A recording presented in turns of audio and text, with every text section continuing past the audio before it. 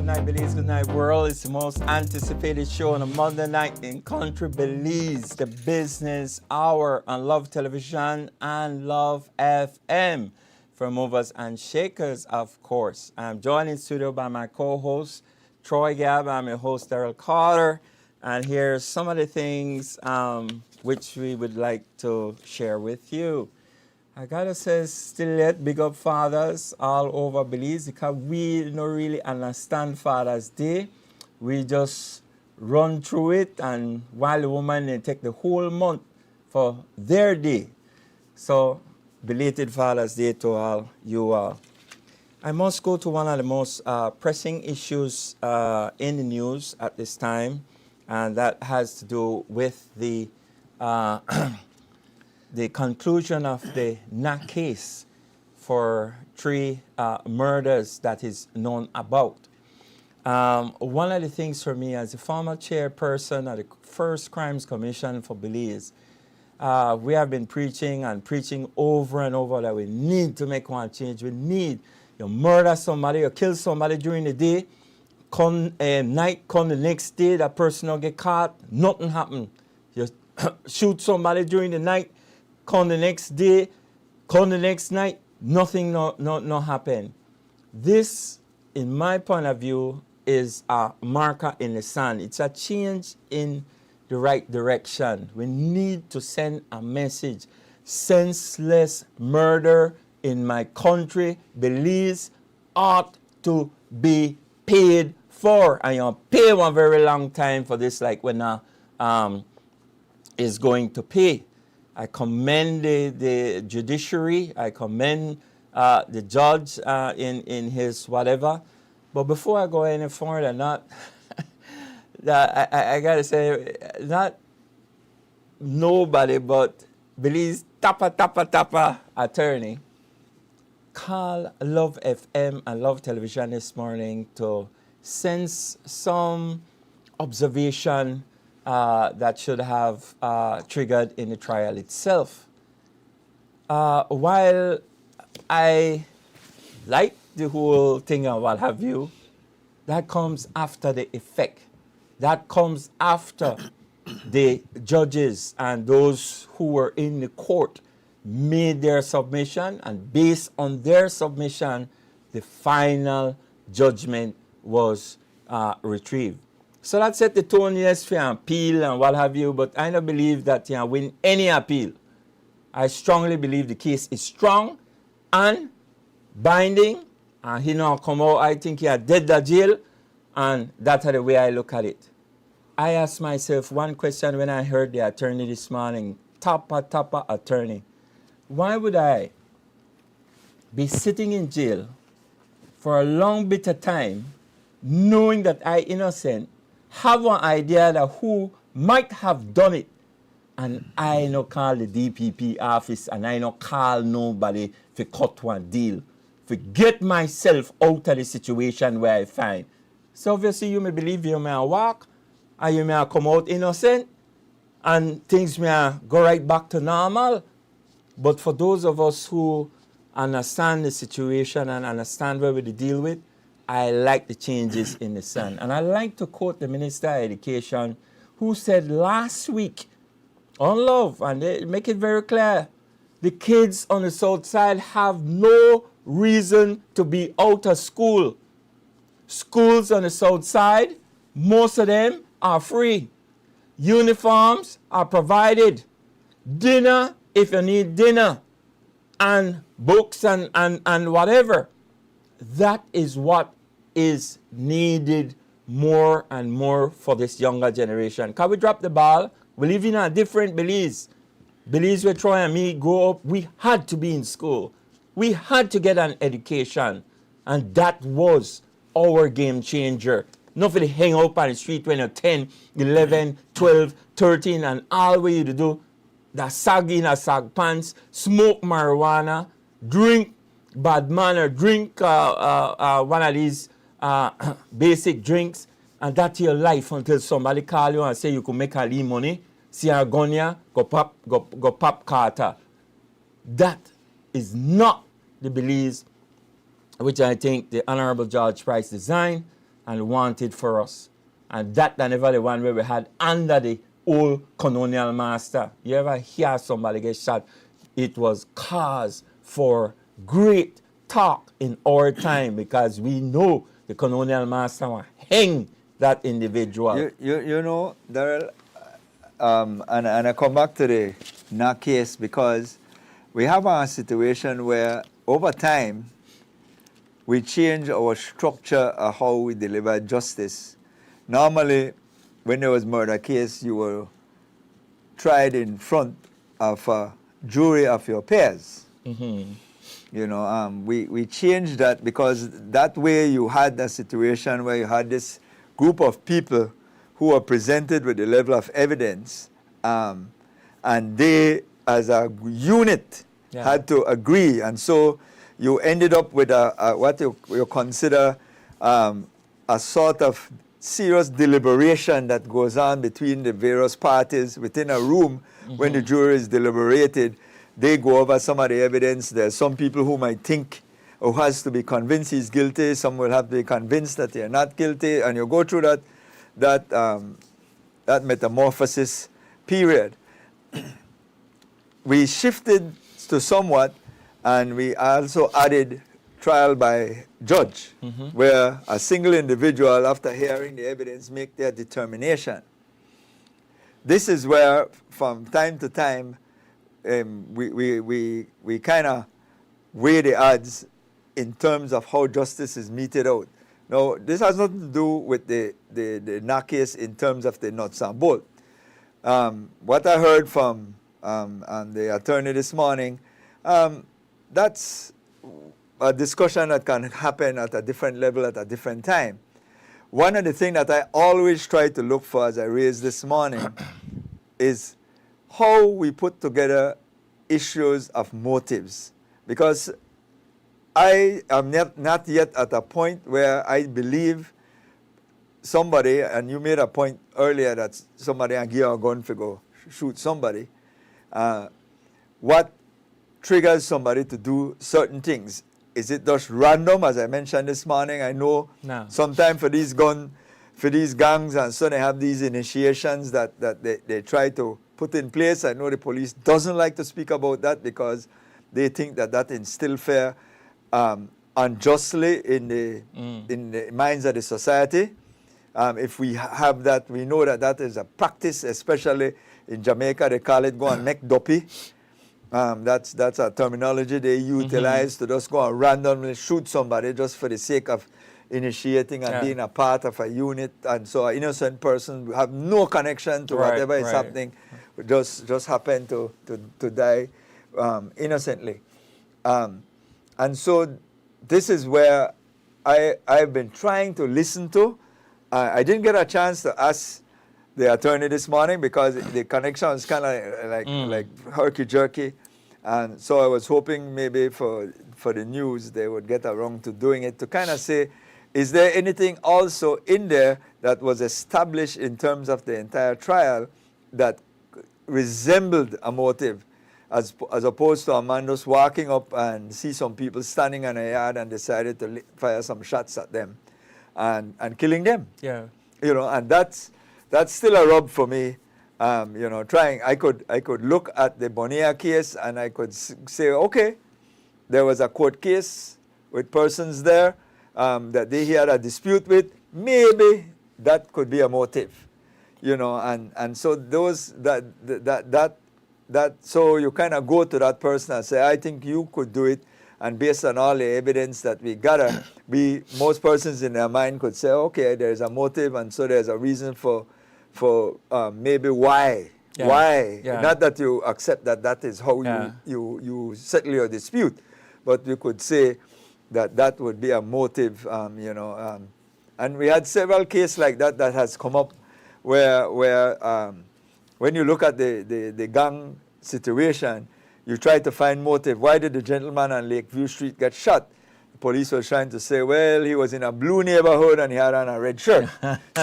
So they're trying to put a motive to what has occurred. Yeah. Now, I have not been able to establish even a friendship linkage between the persons in that case that got killed versus now.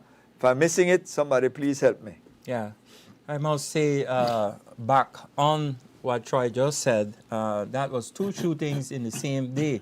One in the morning, a very known individual, son of a very known individual, and then the one in the evening, which looked accidentally, but for me, they are all interconnected. They are related some way, sending a message that we could do this, we, the bad man, and we could get away with it. One of the ones that were hurt me coming over Love FM was a woman who went to, I think, at a, open day at the prison or what have you, come back at the roundabout for Hattieville, stand out there, and somebody dust she out, murdered her, kill her, not only her, but take out 2 lives because she's pregnant also. That in my mind is clearly somebody where she call somebody, get that organized to happen, and what have you, sending a message to somebody when they can't reach, when they can't do nothing to right now, and so they send that kind of message. But that is tasteful, man, that you want just come and kill somebody, kill the picnic, and you figure, well, you good. Yeah. Because that's the way, that's another beliefs where we started and want to create for independence. That is not. That is so tragic. And I love what the judge did. Give 3 sentences for each one, plus for the attempt murder. You don't come out, and see the light of day right now, likeliness that you are dead in a prison. But anyway, that is me. And I just saying, hey, last week, we actually Police Week, and we got to big up our policemen and women who joined the forces, and they had some honors, and they also had some, like, up the scale in terms of ranking and what have you. That happened last week as well. When we were growing up, we had people like Policeman Tablada. We had certainly Gideon. We had a whole heap of them out there. Jeffries was also one when you run into Casa, whatever. Today there is very few that stands out. One individual though is Mr. Grant. Anytime you see a police vehicle with a tall gentleman standing in the back of it looking over the neighborhood, that's Grant. And I gotta say big up brethren, along with all I know where they do jobs as well, because you have my buddy doing the business thing after work. He can do the security at the business, and really right there at corner Carousel and Symmetry, really and truly doing a good job. And so the G7 crowd or the G crowd, what they call them, again, they stands out in the neighborhood because they don't come, afraid, they don't come whatever, they come for get it done. I gotta say, if you're observing, you would believe that it may bust out the rain this evening, and certainly yesterday as well. And this is part of climate change. This is part of where we can tell again clearly where it happened. To me, really start to rain yet. And Troy could tell you our season when it busts, it really busts. But according to the Weather Bureau and Climate Change Facility, they are saying we're going to have fewer storms. They're going to say we are having less rain, Troy, and possibility of, let's see. that we have drought. So we have to keep that in mind. But not only keep that in mind, but also our plan from June to November. And we say this, and we always repeat it. Have some canned foods. Have something set aside that if something can't throw you off, flash flooded. I've been in that in Freetown, Shabon. You have food to survive on, and then make sure you have your 5-gallon water, or maybe several little gallons of water, back active, and a place to go, because that is key in this time. You can't just really climate change and what happen and then we don't really do that. Yeah. We're sliding out at June, which means that all the graduation might be over this week.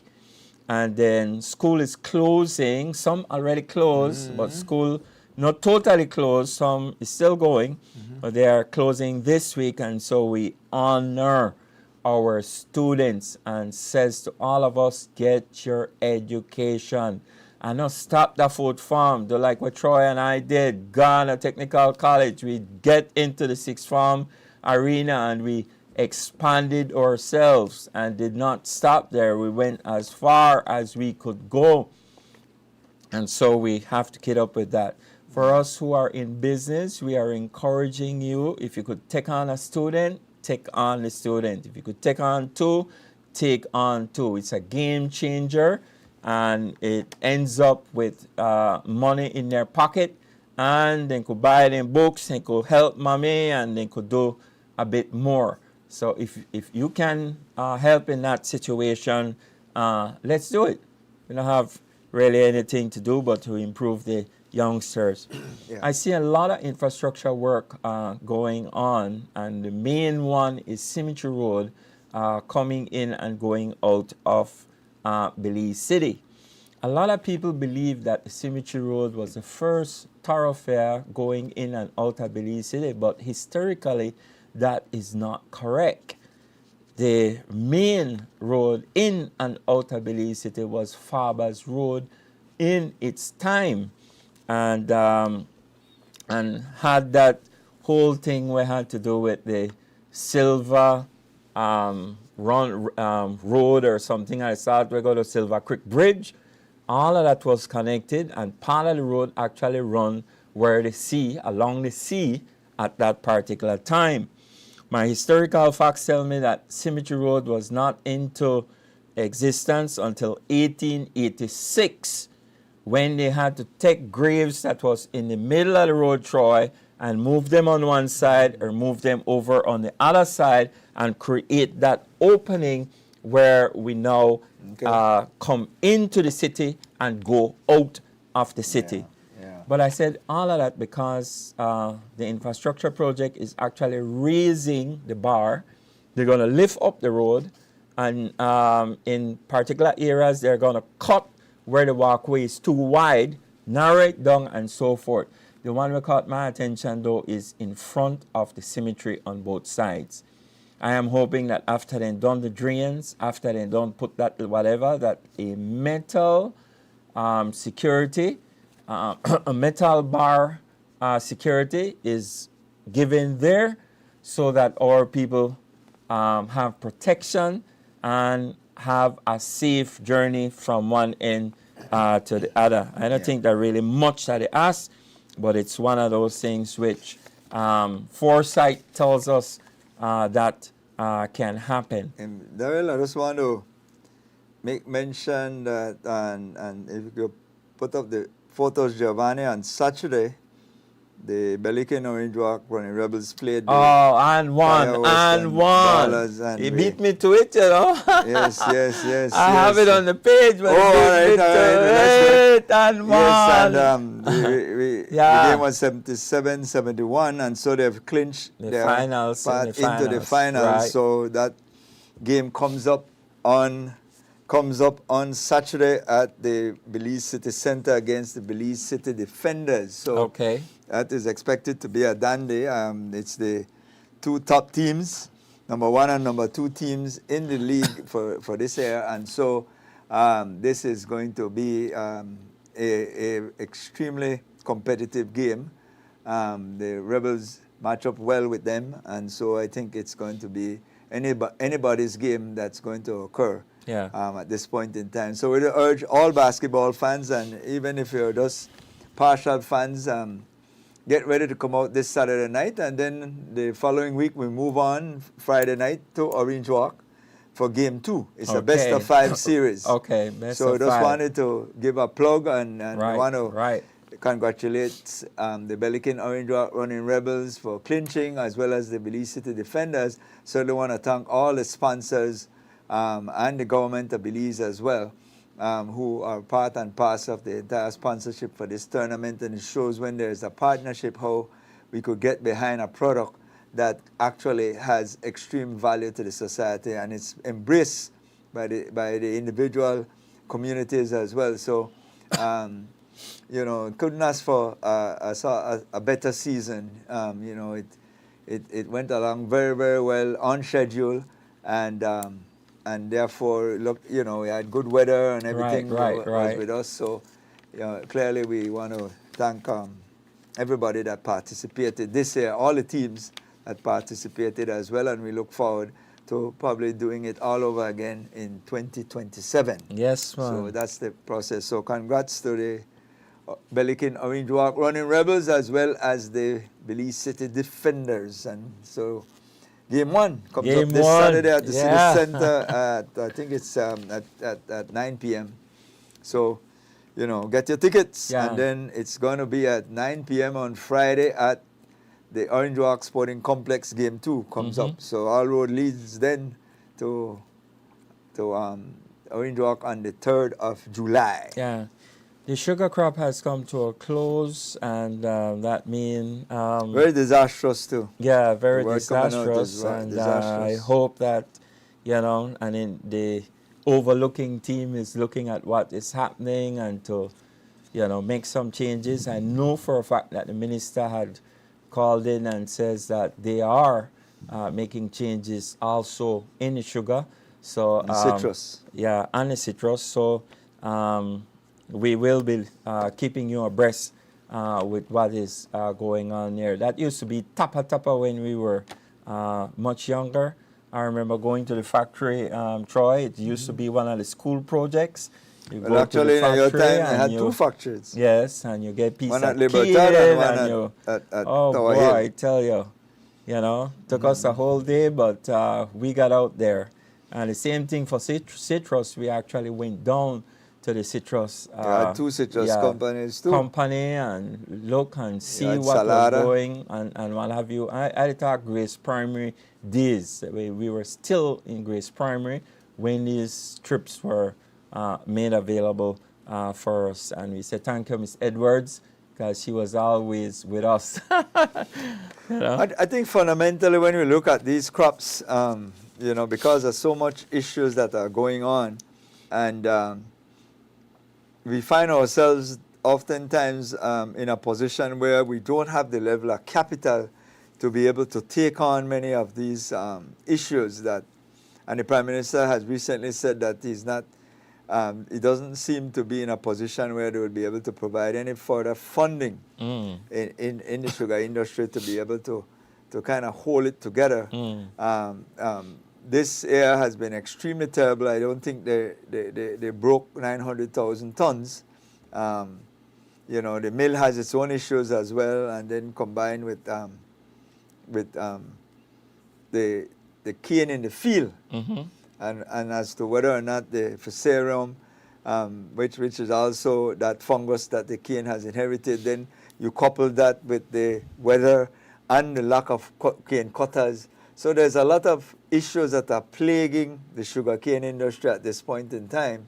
And so it is very difficult for many farmers right now in terms of replanting. Yeah.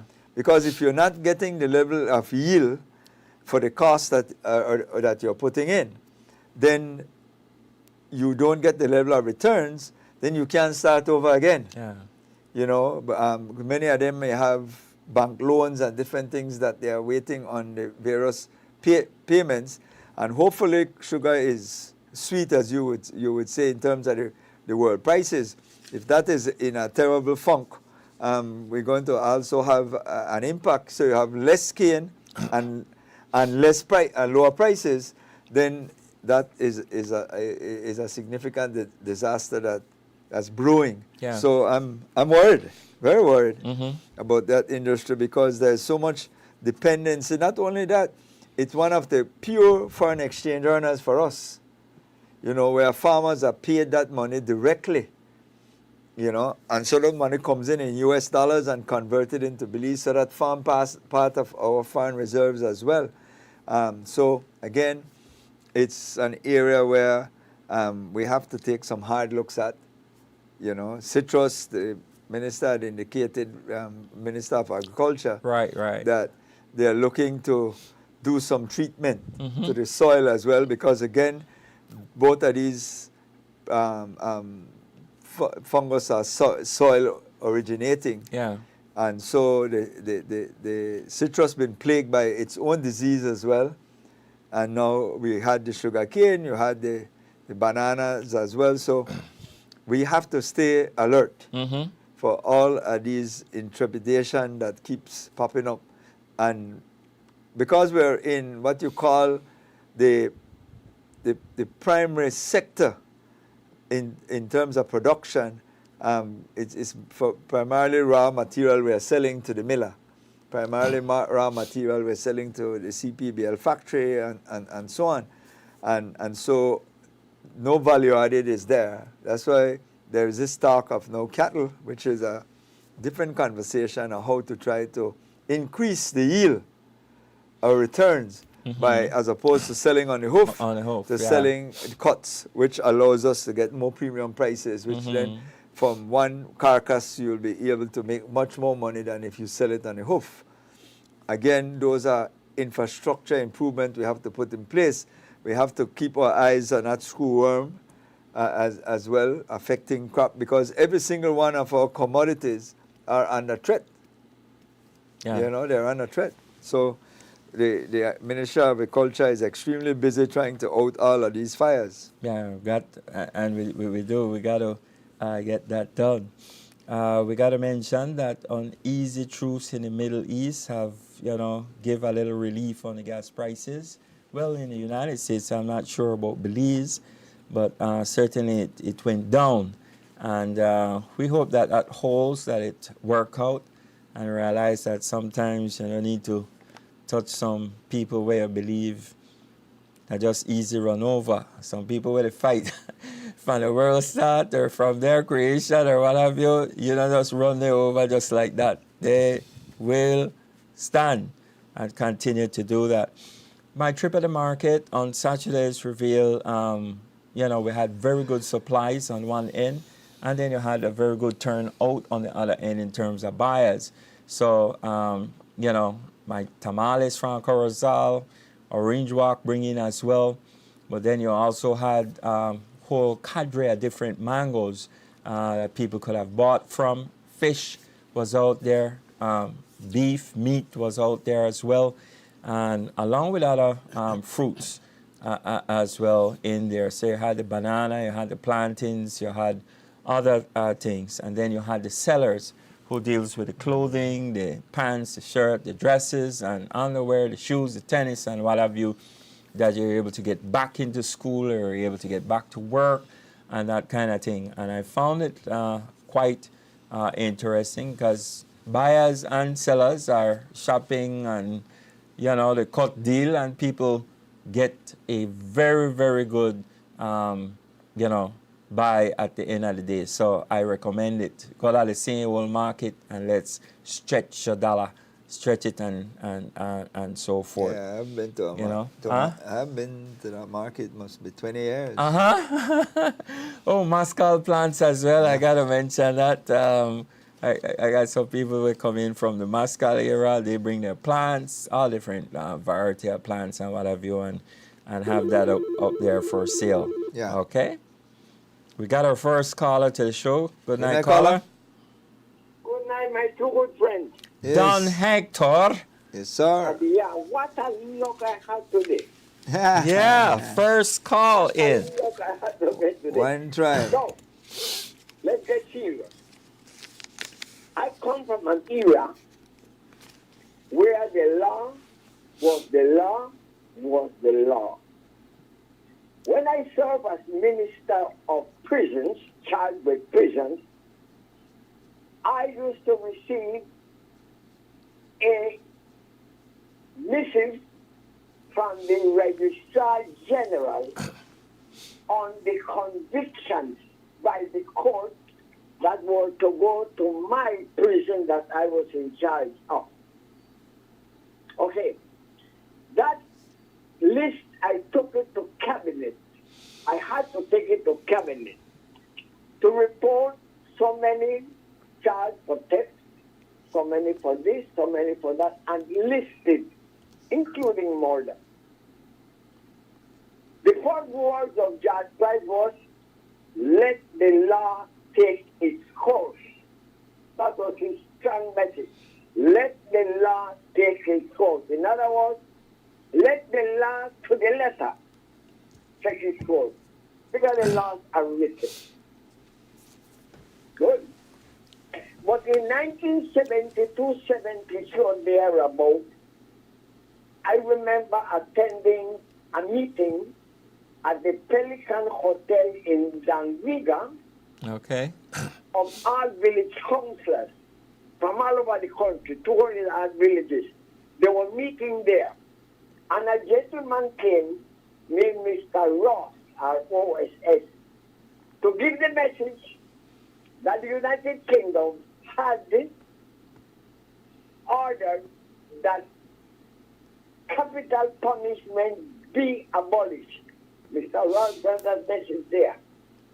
The village council, they were very incensed. In other words, it was a big thing there, you know. Okay. But the government of the village did not follow that advice and went into independence with only 2 persons charged for murder. 2. Okay. And there were about 184 prisoners in the jail. We had several prisons. We had one at Rockville that dealt with agriculture. The prisoner dealt with agriculture and raising pigs. Then we had another one at Lynham that was abandoned. Another group of prisoners that were more like being trained, you know, to like school.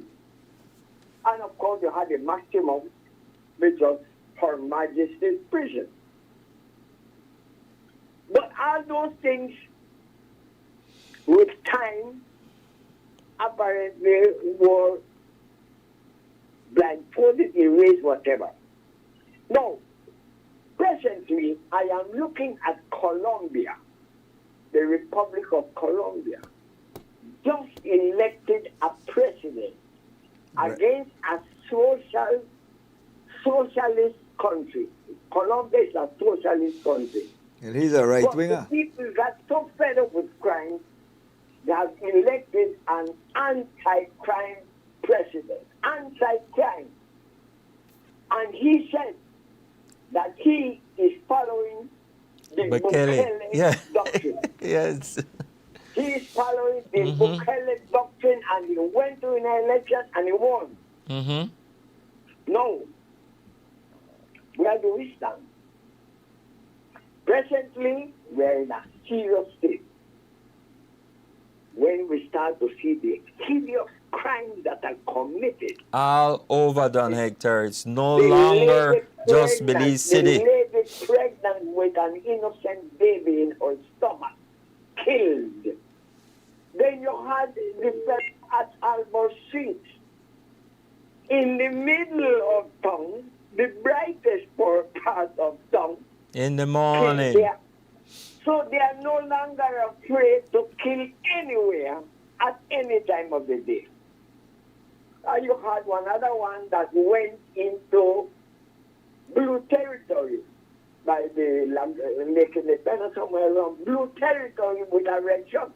He get killed. What is this telling us? What is this telling my beautiful successors in government, the present ministers and my successors? Are they discussing this matter?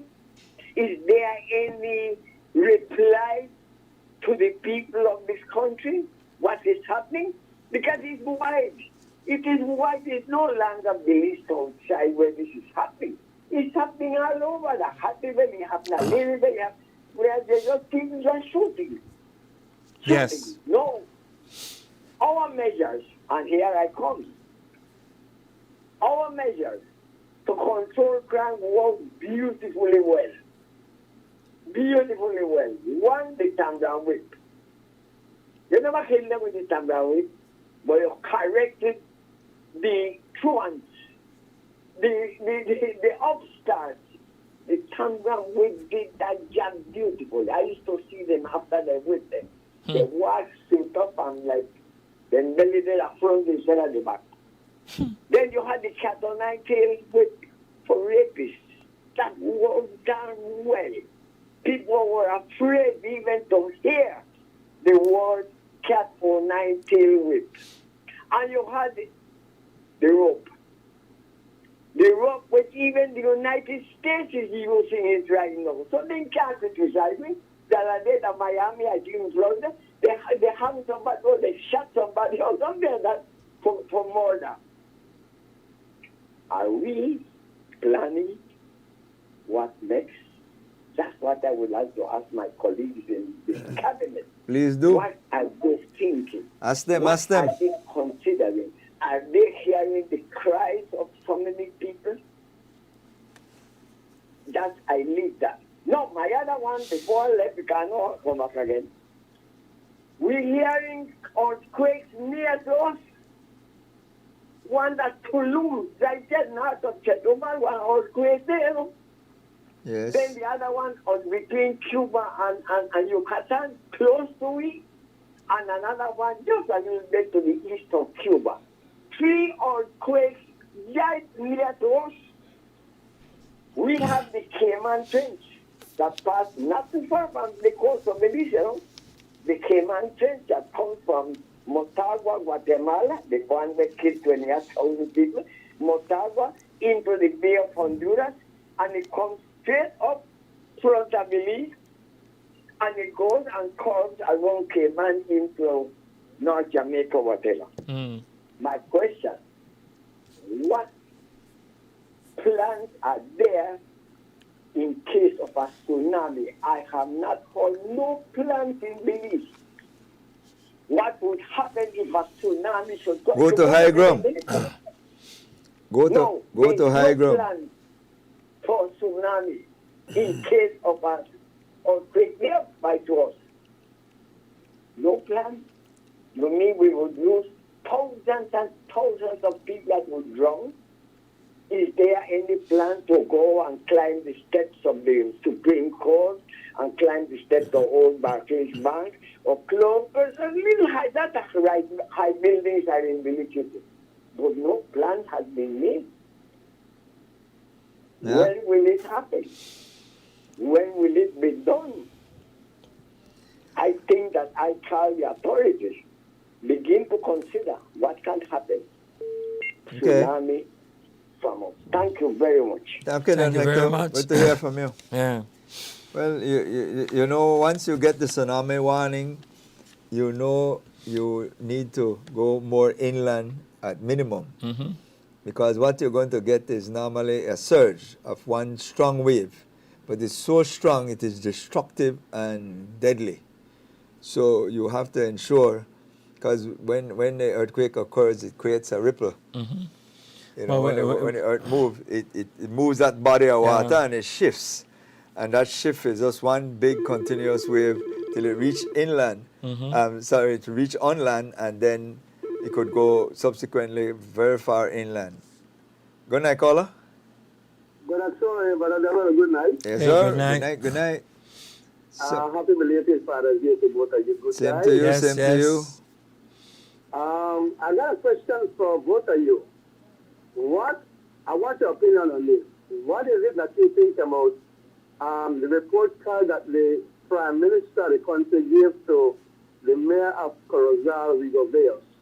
What do you think about that scenario that like I said, with the report card? He gave a report card. I didn't hear.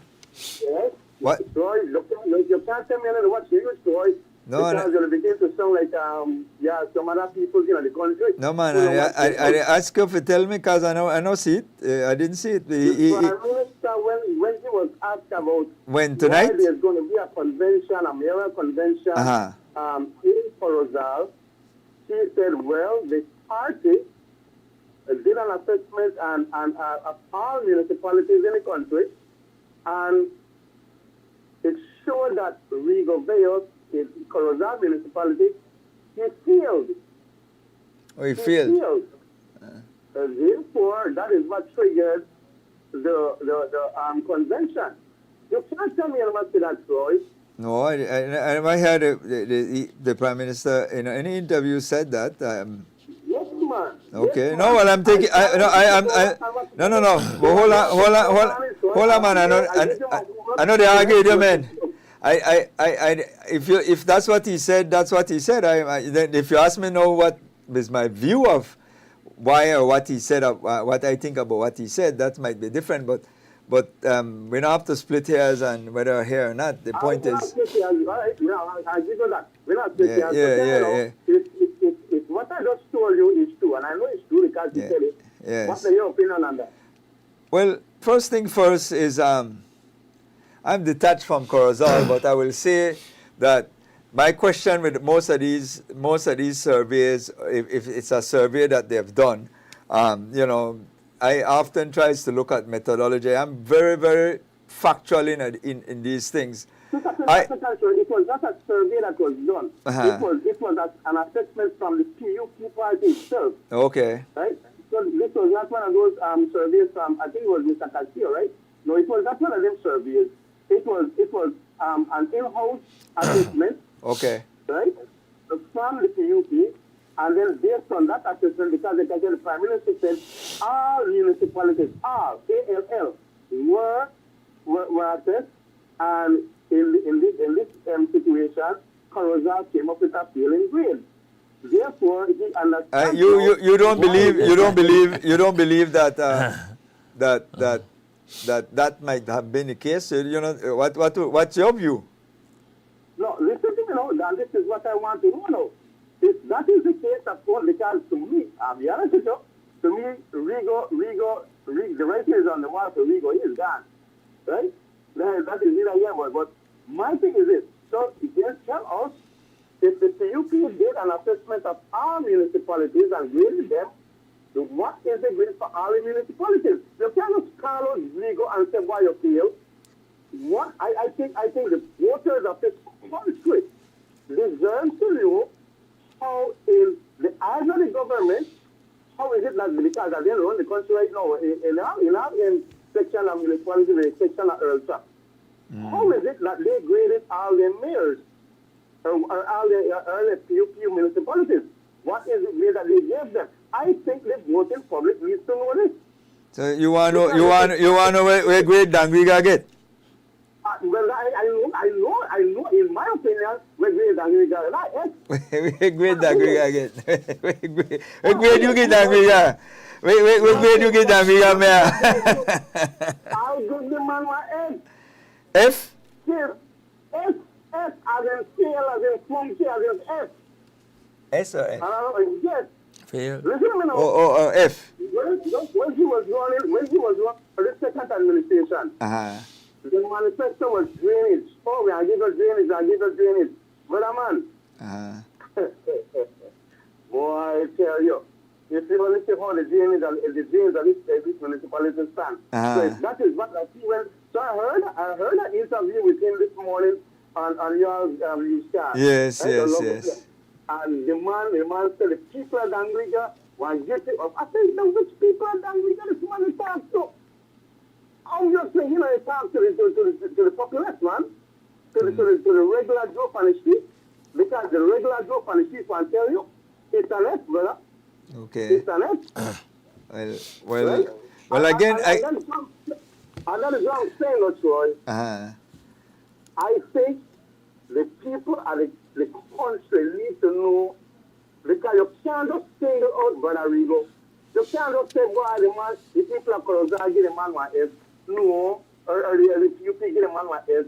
No, let us know what is it and how the other municipalities they stand to, man. Yeah. Let's know how they stand. So I guess I know they come back and say somebody get one A. Well, right now they close. So who is there? The dates, the 19th of June was the closing date for all applications for. Well, there is a That is why there is an election. I don't consent to any particular person, but as a resident, I talk as a resident. No, you know what happened?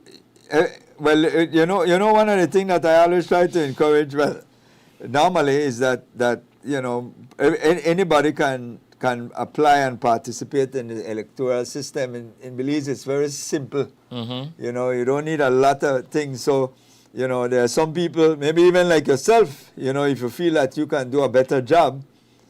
I was approached to one of the independent, and my closet full of one store. I can't afford that. Oh, yeah, you. I can't concur, but if you say so, I take your word for it. Yeah. But the bottom line is that the election is a popularity contest. I've always said that.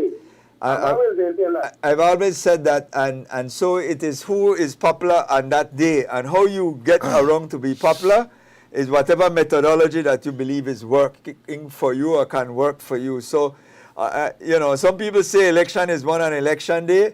I always say that election is won by the most popular person. That's the end of the story. And how you make yourself popular is that's your methodology. Whether some people accuse you of buying the votes or whatever it is, that's your methodology. Whether it's a manifesto that is very, very glowing and glossy, that's your strategy. Yeah. Whether it's you knocking on every door that you can and touching base and pressing palms, but you must know how to make yourself popular. All right? I still would be interested to know, though, what was the grade that man in politics got from the PUP administration. I still would be interested to know that.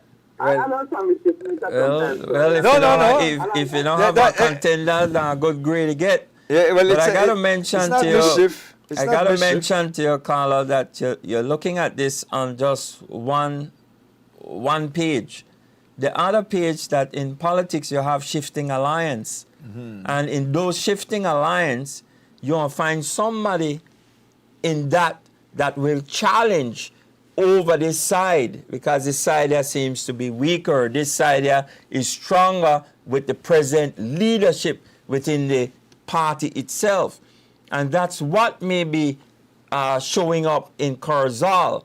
Rather than how you analyze it, it's not really how it really works. It works with alliance and shifting alliance, okay? As Joe so simply put it this morning, there has always been a quote-unquote a rivalry between the sitting representative for Corozal Bay and the sitting mayor. There's always been a problem with that. And therefore, there is same way how the party had fallen behind her and given her their support against Elga, and Elga was gone. That is the same scenario, it's the same side, brother. That is the same side they catch Rigo now. Right? It's the same side that they catch Rigo now. The party is done with Rigo, and so it's time for him to vote. The writing is on the wall. He'll survive. No. He'll survive. Well, this is how. Yeah. Well, this is how I look at it. There's going to be a convention. You have in Belize City, you have a convention going on too, man. You have all else movement where it happen, brother. It's interesting because the one in Belize City, what be the end up for it. Again, I mean, who's with which area rep will come out and support who, right? Because you already see that Cordell has brought out with his supporters. No. I wouldn't mix up. No, I wouldn't mix up the minister in where happened that day. No. Cordell cannot. You endorsed him. He sent a letter. He endorsed him. Yes. No, I'm not arguing that. That's a fact. Yes, he did. Right? But what I'm saying, what we're saying, what I would like to say in this whole process again, is that you have to put in your work. If you happen to get challenged and you want to go down fighting, then you do so, right? You go and you're putting your work if you're going to be challenged, because he won't be the first sitting person that has been challenged and hasn't been able to succeed. So the point is that you have to put in your work, whether you feel that they're taking, you don't like what is happening. On both sides. Also, the bottom line, both sides will have to work, because you still have to get to your delegates to be able to convince them if it's going to be a closed convention or an open convention. So that's a determination that the party normally makes, and so you have to get in touch with the delegates.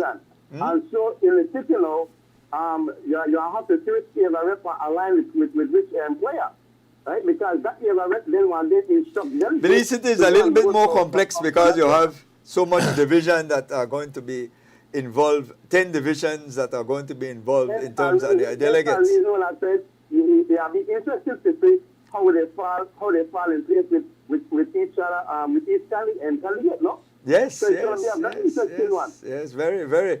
And that's good for us, you know. We like intrigue. We like I like the whole excitement that is surrounding the process. Been there, done that. No, what I will say though, what I will say is that you on the other side, in tandem, the opposition has to prepare itself, because again, in order to make democracy work, they have to also establish a level of viability and to be able, because it's when the opposition they play coy right now. I don't want to release who they run. What the hell are the damn secret? You have to put all the people at one point, at some point in time, and March is not too far off either.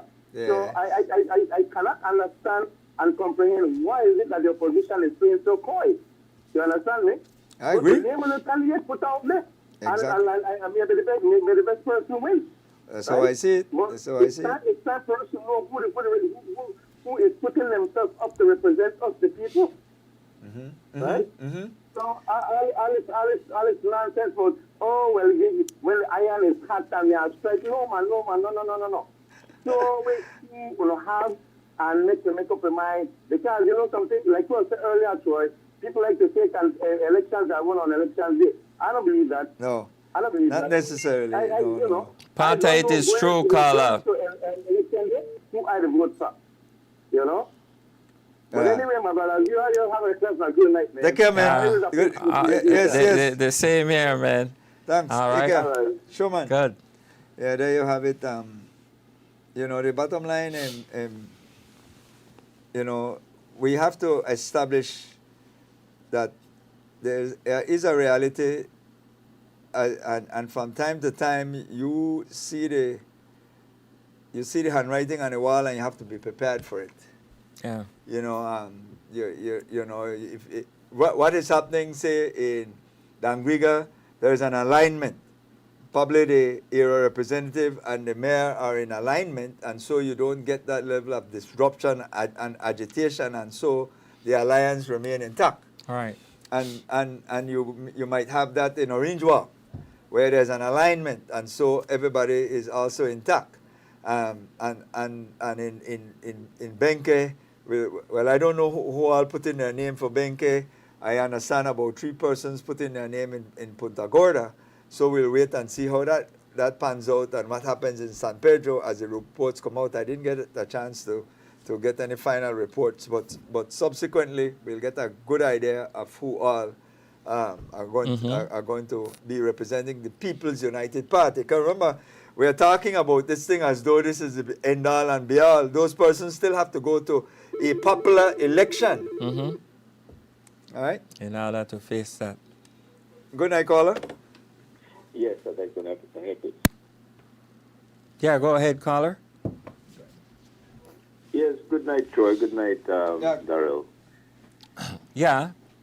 Yes, guys, I have been following what's been taking place recently. And the business hour, I believe, exists to not only entertain and those callers who have queries about the economic goings-on, but also giving advice as to where it is investment should be going in the country. I didn't realize how lucrative the greengrocer business, the vegetable and fruit business is in Belize. Okay. It appears to me that it's one of the most lucrative businesses in the country now. I mean, people are making millions in a very short period of time after that. But suffice it to say, that's not what I want to dwell on right now. We have a serious situation with crime. And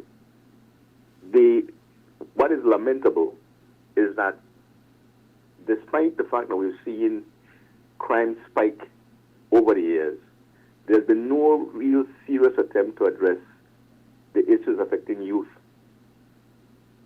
in any meaningful way. Our sporting culture is pretty much dead. And nothing is being done to invest in sports to the extent that young people can see themselves utilizing sports as a vehicle for upward mobility and advancement. And I say this in the backdrop of a country like Cape Verde, and I don't know if you guys are following the World Cup, but Cape Verde is a country of 500,000 people. Curacao is a country of 167,000 people, both of whom are in the World Cup, both of whom are doing excellently in the World Cup. Okay. Against big countries. A lot of Belizeans are looking at this and wondering why is it that Belize, who have had over generations very, very talented people, world-class talent, but we have never even sniffed the World Cup, and we have not seen investment in football in recent times as we have seen in the past. Your first caller, Don Hector, a lot of people don't know. Don Hector was one of Belize's best footballers back in his day. Yeah. You know, he doesn't talk about sports much anymore, but the fact is that we've had in Belize for generations a very vibrant sporting culture, but since the 80s, the mid-80s to now, there's been a steady decline. And we are no longer a country that has sports as one of its underpinnings, and it shows the discipline that comes with sports doesn't exist anymore. Young people are totally indisciplined. When you have people shooting people on Albert Street in broad daylight, that is because you don't have brotherhood and sisterhood anymore.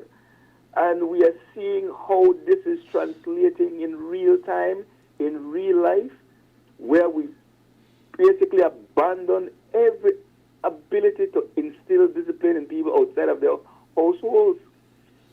Yeah. If you're not getting it at home, you can get it on the field. If you're not getting it at home, you can get it on the court. And this is why investment in sports is important. Man, we wouldn't be having these kinds of things if the government was investing its money where it needs to be, instead of it being siphoned off for friends and family. I mean, we really have to look at this. When you have $5 million going into the pockets of family members of a particular politician, and you have thousands of young people who have been sacrificed to the streets, and have the same politicians say they are looking to spend money, taxpayers' money, and give it good value. That's why the LIU program is being downsized. When that politician can say that and $5 million goes into the pockets of his family, man, you're telling me right now that the priority is not being put in the right place. Your priorities are totally off. It's not going in the right place. Yeah. So look at the World Cup. Look at what's taking place. Look at these small countries, how they have advanced, how they have actually inspired a following. In fact, Mandarel, the goalkeeper for Cape Verde, Vozinha, when the World Cup started, this man was basically making 50,000 euros. That was the extent of his contract. Yeah, make more now. 10,000 followers.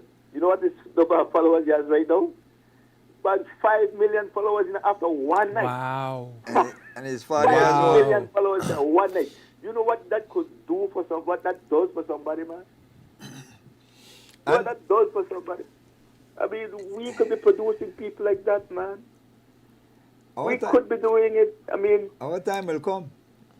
It has to. But when? We had it already, and I guess you bring it up in 70s. I think 72, 73. We won the Golden Girls, beat the great United States of America. We had the best basketball players and team shape rollers, Polo Light Burn, Myvit, what have you. Listen to me. You know? Listen to me. We got it. What's sad about that? We're looking to the Listen past to me. This is my Yeah, problem. because the You know what? You know the why? I change keep came reminding about. you all. You know, that was a colonial time.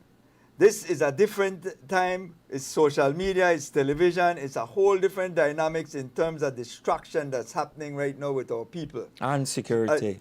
So we have to understand that the circumstance, every time this conversation come up and we refer back to those days, those were colonial run days. That was prior to independence, and we don't want to call it, even though we always talk about how bad colonialism is, we always go back to the colonial times.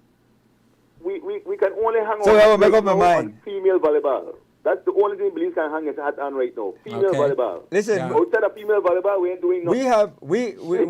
we have not been able to because of several things that you have highlighted. We need to be able to find that level of dedication. Individuals have to find that level of dedication. When you see an athlete at that level performing, what you don't see is the amount of effort that has gone in behind him, not necessarily only by the state, Good point. but persons close to him, like mothers, Yeah, fathers, Bakativ, relatives, Bakativ. Bakatives, as Bilal put it, plus himself. Pick up in Troy. Plus himself. We have players who wants to be paid on the national to play on the national team, and I go like, when the hell that would have ever? I would have so much pride and nationalistic that I play for free. They want to be paid to play for the national team. No, Troy, no man. You can't. You have to be fair, Troy. What? But Anybody fair about that what? invest time, energy to develop. But that's what. But when it was amateur, all the time that you are harping on right now was amateur. Was amateur. You start to play the game for the love of the game. When Linda Lewis went Darelos harp, it was amateur. Margaret Usher. All of them, Linda Lewis, all of them, amateur. Yeah. Now we want to be paid. We have semi-professional level now. So players will play. Let me give you an example. When you reach a certain age, listen, amateurism and amateur sports. So everything, all the time wanted to tell me about the amateur, you know. Polo Lightburn and then play amateur. All the players we are using and elevating and putting on a pedestal played on an amateur banner. Amateur mean you play for love or fun. Even then, Troy, listen. I'm not saying no. I'm not saying no against that. But here's the thing: there was still incentives given to those people, even though they were amateurs. Like what? Right? In the Happy Home Builders days, the Burgos Plumbers days in Bawapan, what you had were businessmen who got rebates by investing in sports. The government gave them tax credit, tax breaks, and they were able to invest that money. And that, trust me, you get a star player on your team. That star player going hungry. That star player going without a nice tennis shoes. That star player going without good clothes. That player have man, that still happened to the day. That must stop. Have what you need. But that must stop. People can't even sponsor teams anymore. But because at the end of the day, there's no tax incentive for them to do it. You need to incentivize. I will agree with you that the tax incentive has been substantially shrunk. All that is available is 30,000 for a business each year that they could claim back. Yes, I will agree.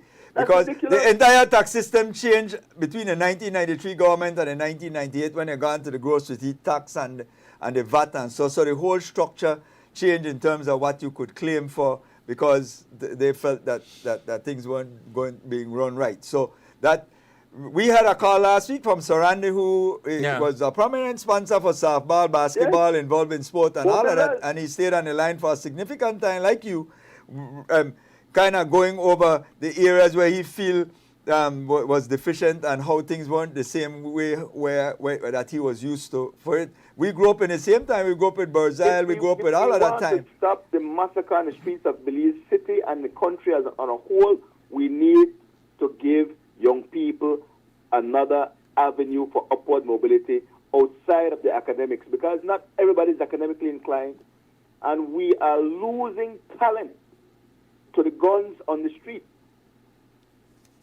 Give up the tax dollars, allow the business people to invest in sports again, and revive the sporting culture in Belize.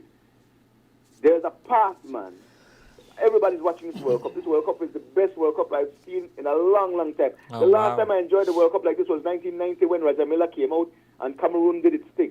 Now we are having Ivory Coast doing its thing. We're having Cape Verde doing its thing. We're having Democratic Republic Congo doing its thing.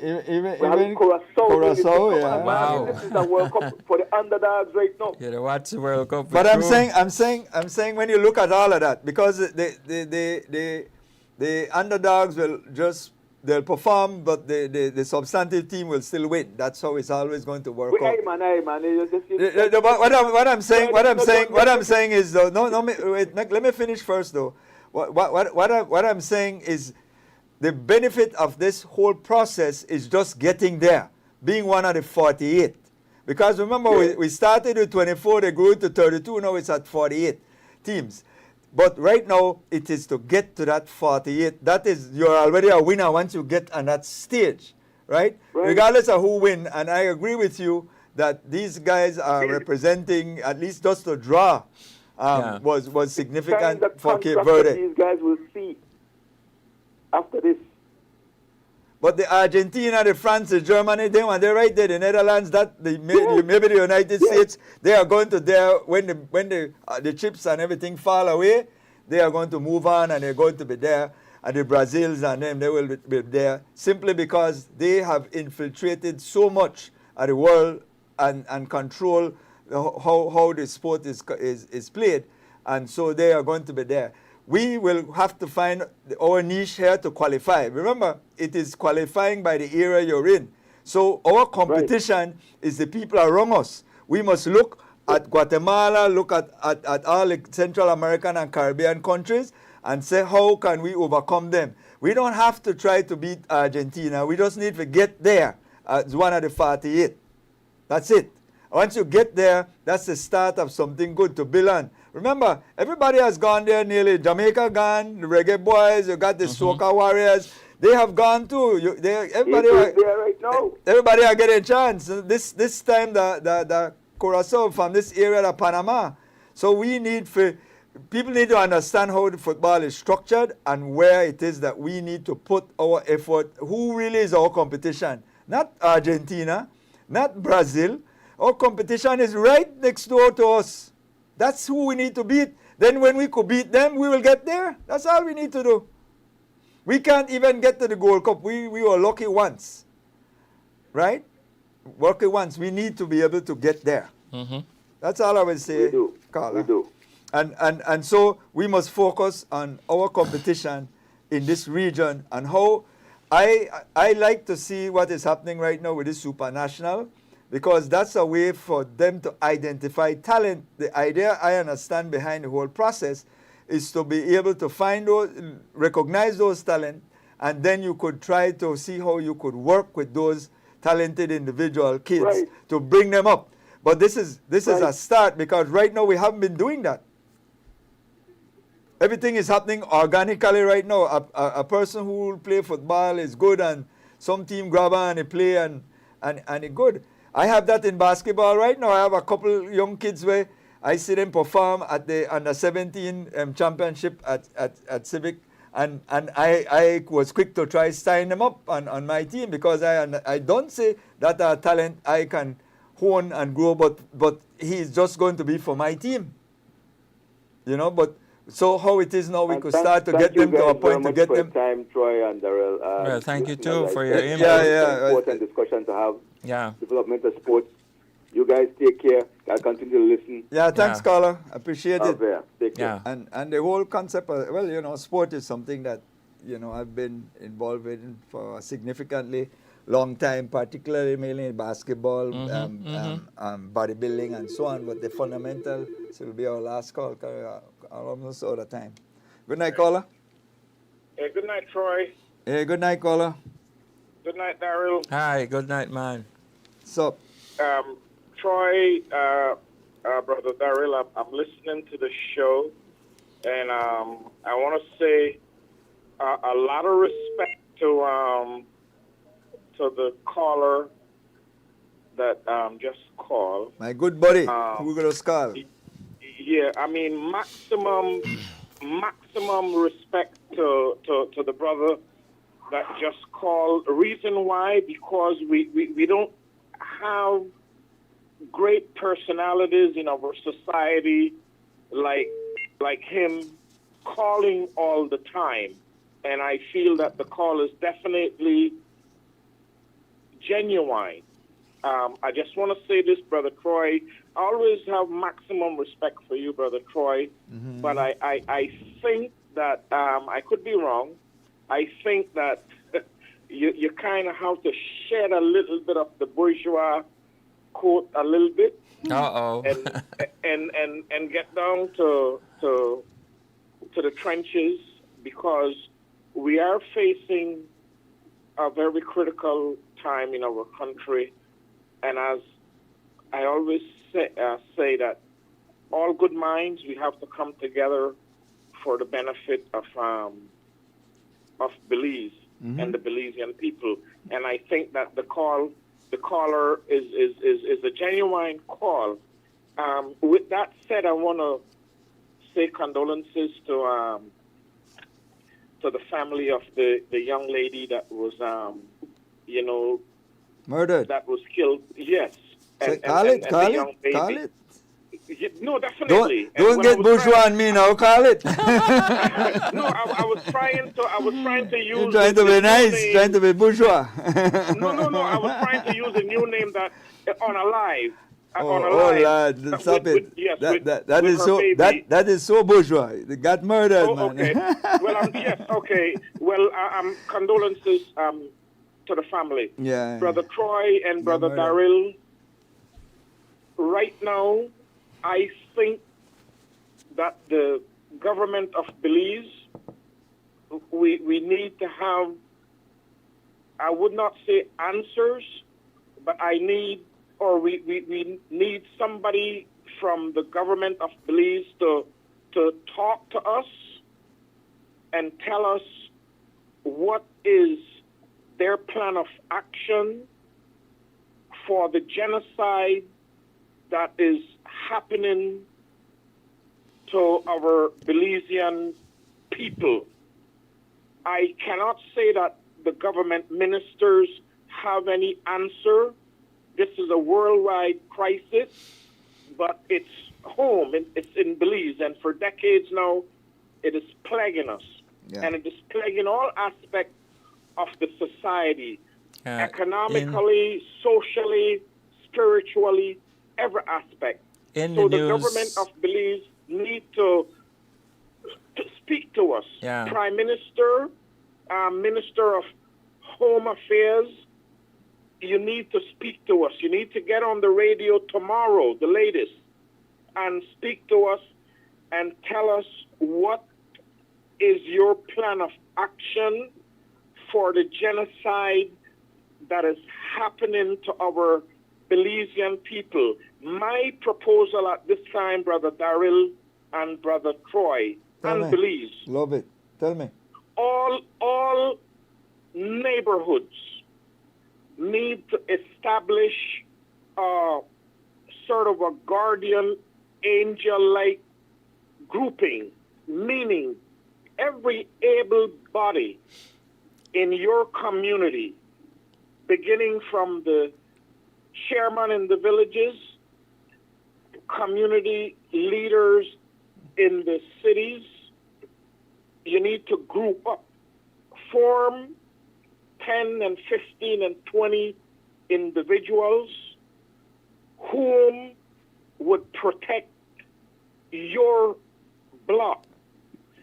Members of the society that wants to protect our children, our old people, our mothers, our fathers, our grandfathers, form groups, have what I would say, a neighborhood watch. Any new personnel that come within your neighborhood to rent or lease a building, get some information about this individual and watch them. This is the level that we would have to take at this point in time. How do you How do you describe in the news where the policeman and the BDF end up in a fight where the two of them end up in the hospital? One chop one and the other shot the other. I would describe that, Brother Darrell, as definitely the society, elements of the society that pretty much joined the police or joined the BDF, but they have not been reformed to the point to say be able to become a law-abiding citizen in the society. Remember, some members joined the police or the BDF, but they still have affiliation with other organizations, and those are facts and beliefs. So they still have that old notion. They have not been reformed. But I am saying my proposal. Go ahead.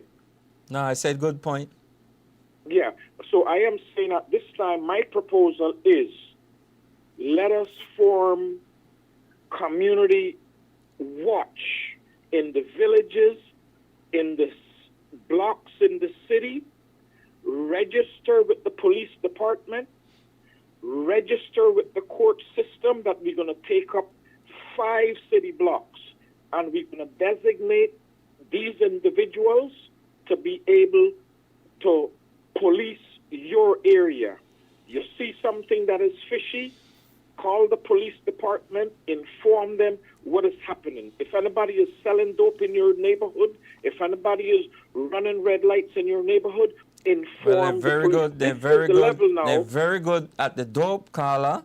That's why I figure all the thing is, if you're going to pong a weed and salt and catch you, lock you up, and you go in a jail.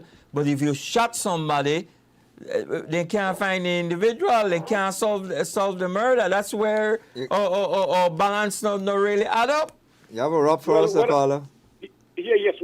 What I'm saying, we will definitely reach to that level. But at this point in time, Brother Darrell and Brother Troy, we will have to do a community policing. They might say, well, snitching. It's not snitching.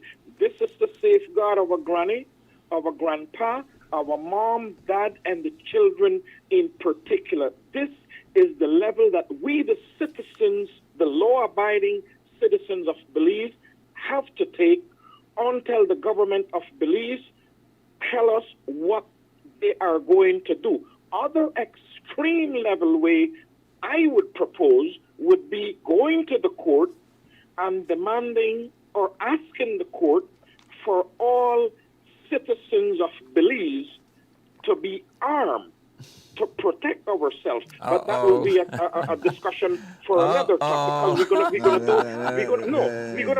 do it lawfully. Everything gonna be done lawfully. But right now, and they still go buy bad man for the weekend and still smoke their weed for the weekend and be normal, huh? Excuse me? They ask for trouble? We gotta go to Carla. We gotta go. You got a minute to wrap up. Thanks again, Brother Troy. Yes, man. I always appreciate the call. Darrell, but these are some of the steps that we have to take at this point in time. No, I like them. I like them. Thank you, Carla. Take care. Belize City in particular, and maybe some part of the wider suburbs, and so is a scary place. Belize City is a scary place. Scary in the daytime. It's worse, doubly scary at nighttime. It is not a friendly city. So we can't be.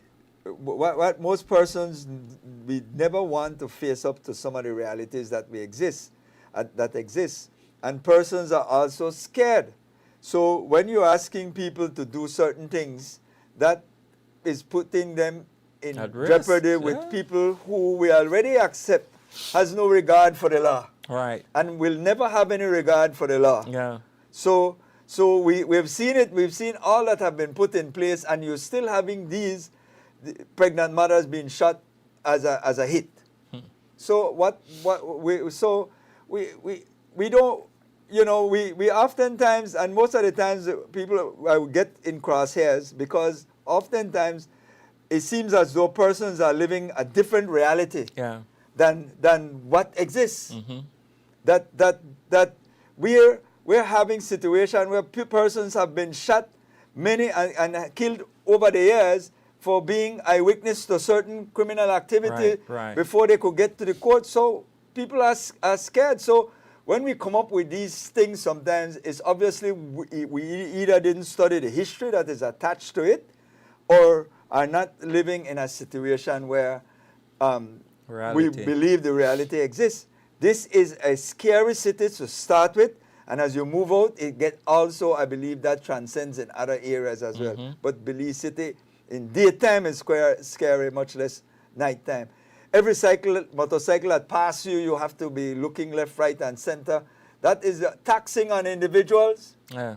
People tell me they even don't want to even drive in this city, because you don't know when anything stray away is going to come flying because of all of these things that are there.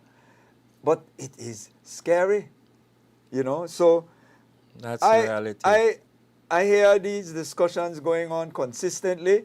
I've said last week, democracy in the global context has been the deformation of society. Whether you like it or not, that's the reality. Every country that we look at that we want to enamor and honor and pay tribute to has been led in terms of benevolent dictatorship, right? But at the end of the day, there has to be heavy hand. Heavy hand. There has to be heavy hand at some point in time, because at the end of the day, you're not going to achieve the objective. But anyway, enough said. Come off my soapbox. I want to say, check out Nix and Nax 6101961. Check out their Facebook page. You'll check them out at 661 Street, 6101961, or their Facebook page. Nix and Nax, good night to my two granddaughters, Taylor and Zion, and my grandson, Asan, as usual. I'll be on tomorrow morning in the morning show. So join me as we continue to discuss all the things that are relevant to our society. And as usual, next week, Monday should be a working day. And if God's willing, we should be here next week so we could do this all over again just for you. Bevan Arthur, I say good night to you. Keisha and Willie, I hope you don't fall asleep yet. Eleanor Lang, I say special good night to you, Eleanor. And Ruth Aranda, the lady that has the food spot there at the Constitutional Park, does very good food. We got to big her up. And certainly Michael Hendy and Mrs. Hendy, Wayne Hendy, I haven't forgotten you. The Lanza family, the Herrera family, and the Hulse as well, as we move on. And again, we'll run into more Hendys, and then into Owen, into Shedrock, and into Margaret Hendy. As we step over the river, we're into Flowers Bank, where we big up the Rayburn, the Robinson family, the Smith family as well, the cheerleader, Miss Smith, and certainly all on who we meet from time to time. Carla, I say good night to you as well in that era. Boom, certainly we big up Mrs. Ann Gillett and the Bull Red Wine, Lyle Gillett, listening to us from the US of A. And as we move further, those in Buttercup, and certainly in Landing itself, where I got to holler at the Smith and the Miss Florera right out there as well. Coming this side, Miss Wade over at Cookie Tree, listening to us. Groove and your family, the guys hanging out at the Chinese stand, and certainly at the roundabout, the Bud family as well, or people in the Mascal era from one end to the other end. We says all the way to Bomba, all the way to coming out to Santa Marta. We got a big one up for listening to us also in the show. To Darrell Dice Brooks and certainly Dion Brackett, Bala, our number one runner. Crocus, we say good night also to you. Wayne Hope, I miss you in terms of logistics tonight. Wani, we say good night to you as well. And certainly Peter Carter and Tony Novello and all our Brother Garden that comes in and goes there. My next door neighbor, Miss Dull, we say good night to you. Miss Rose, and certainly to Junior. Glenn, I haven't forgotten you and the lady. And certainly next door to Brenda Lee, who is the great, great cook. She'll certainly have patties for us, powder bun, and good bread and bun for the ending of the month weekend. That's right here on Friday and Saturday. If you come late, chairman, you ain't gonna get none. That's the bottom line. And she does catering. She does cooking in that sense, does hair. Been very busy. And so we say kudos to you, Brenda Lee. And certainly Bogart, good night to you. In the alleyway, it's the Parham family where I big up Plum and certainly all the rest, Judith and her family who listens to the show as well. We say kudos to you. Christine and certainly Chris, we say good night to you. And certainly Miss Mearns and your family, good night to you. Darrell Dice Brooks family, good night to you. CC and Basil, and certainly St. Michael's, and certainly Tracy, Murty, and certainly Motive. I haven't forgotten you. To Delroy and the guys them over at the auto shop, the Burgess Auto Shop right there. We say good night to you, Delroy, and the team, and to Burr and his mechanic right next door, and certainly to Fire Shop, which is on the boulevard itself. To my peoples out there at Belize Foam, we say good night to you, Charles Habanera, and certainly Charles Jr. and daughter. Miss Sharon, I haven't forgotten you, and certainly they does foam, mattresses, pillows, and a whole heap, a lot of things. Every now and then I run into Don Sarkis, the father of this whole operation when it got started. Cottage Food next door as we come into town. We holler at Supreme Meats and Miss Wilma's Pharmacy, Latino Barber Shop, Big Daddy's Burger and Food right there next door, and into my store, which is Habet and Habet, where I see certainly Olga, certainly Jeannie, Miss Carmita, Miss Marsha, run into Match every now and then, Match Jr., the missus, and certainly mother-in-law that listens to the show. Dino, my schoolmate, Miss Cho, and certainly Basil, and all you wonderful people in there that takes care of us from, like today I'm going to get some small screws, washers, and nuts, and bolts, to you could get doors, anything to do with the house, they do it right there. V's fast food right in front of Habet and Habet, M&M's Lumber Yard, as we move on to Constitutional Park, where there is the taxi stand right there. Percy Lewis and you guys who listens to the show certainly has a lot to say in contribution as well. Moving down, we're fastly moving to King Street, where I see Miss Hope right out there, and certainly our brother right next door that has the accounting firm, Cedric Flowers, and his company, and certainly did over 65 years, my number one washer, and the lady is still keeping up King Street alive. Right there at the corner, Armin's buddy, who is Norman. He's out there with the juices, and certainly into trims, where I get my threads, I get my zippers, elastic, whatever in there, and certainly into Mikado's, where I see Ter. She's always listening to the show, and Caroline, and certainly Anna, and Miss Gillett, and a whole heap a lot of you wonderful guys. Also to Simon Kwan and their group over there that does fabric and material as well. Sure, I haven't forgotten you and all our listeners in Belmopan, Philip Tate, and certainly Marcin Tate out there. And to all our listeners from one end to the other end, we says, join us same place, same time next week as we big up. On TV, it's Giovanni, and on radio, it's the incomparable Armin Arana. It is from Troy and myself. We say, good night, Belize. We're out of here. Thank you. We're gone.